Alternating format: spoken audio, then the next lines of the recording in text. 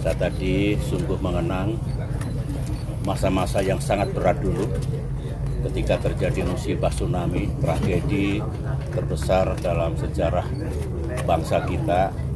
Dan ini salah satu tetenger itu landmark dalam arti untuk mengenang dan mengabadikan. Karena saya datang di Aceh hari kedua dari Papua, hari ketiga di Banda Aceh, dan dalam perjalanan saya sekitar tempat ini sudah sangat banyak jenazah saudara-saudara kita. Dan saya masih ingat di tanah inilah saya turun dari kendaraan, berdoa dipimpin oleh Menteri Agama waktu itu Pak Mahfud Basuni, sudah berpulang ke rahmatullah, didampingi istri tercinta yang juga menangis sambil berdoa, yang sekarang sudah berpulang ke rahmatullah. Artinya bukan hanya mengenang